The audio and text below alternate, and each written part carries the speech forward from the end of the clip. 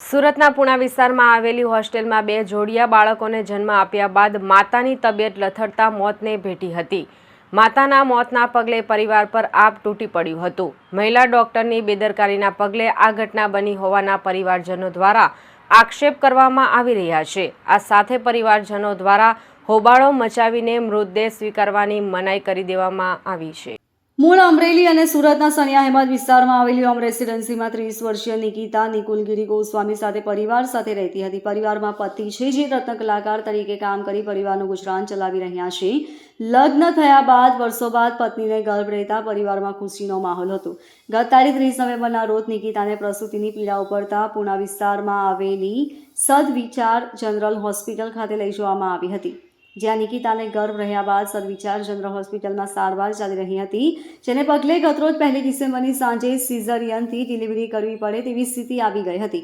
નિકિતાની caesarean delivery બાદ જોડિયા બાળકોને જન્મ આપ્યો હતો। જો કે ડિલિવરી બાદ નિકિતાની તબિયત લથડવા લાગી હતી, જેથી તેને આઈસીયુમાં દાખલ કરીને સારવાર આપવામાં આવી હતી। રાત્રે સારવાર દરમિયાન તેનું મોત નીપજ્યું હતું। નિકિતાનું મોત અને નવજાત બંને બાળકોની હાલત પણ ક્રિટિકલ હોવાનું સામે આવ્યું હતું। એક નવજાત બાળકને કાચની પેટીમાં રાખવામાં આવ્યું છે અને બીજા નવજાત બાળકને વેન્ટિલેટર પર રાખીને સારવાર આપવામાં આવી રહી છે। માતાનું મોત અને બંને બાળકોની હાલત ખરાબ હોવાથી પરિવાર પર આભ તૂટી પડ્યું હતું। વધુમાં જણાવ્યું હતું કે જવાબદાર ડોક્ટર સામે ગુનો દાખલ કરવામાં નહીં આવે ત્યાં સુધી મૃતદેહ સ્વીકારવામાં આવશે નહીં। આ સાથે જ હવે આ બંને બાળકોના પાલન પોષણ માટે પણ વતનની માંગ કરવામાં આવી છે અને ન્યાય અપાવવા માટે પોલીસને રજૂઆત કરી છે।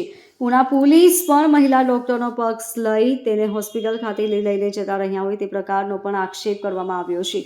પોલીસ પાસેથી મળતી માહિતી મુજબ હોસ્પિટલ ખાતે હોબાળો થતાં પોલીસ ઘટના સ્થળે દોડી ગઈ હતી અને સ્થિતિ પર કાબૂ મેળવી લીધો હતો। ત્યારબાદ મૃતદેહને પોસ્ટમોર્ટમ અર્થે સિવિલ હોસ્પિટલ ખસેડવામાં આવ્યો હતો। પરિવાર મૃતદેહ સ્વીકારવાની મનાઈ કરી રહ્યો છે, જેથી તેમને સમજાવવાનો પ્રયાસ કરવામાં આવી રહ્યો છે। આ સાથે જ આ કેસની તપાસ એસીપી પીકે પટેલને સોંપવામાં આવી છે। Bureau report LK star news, Surat.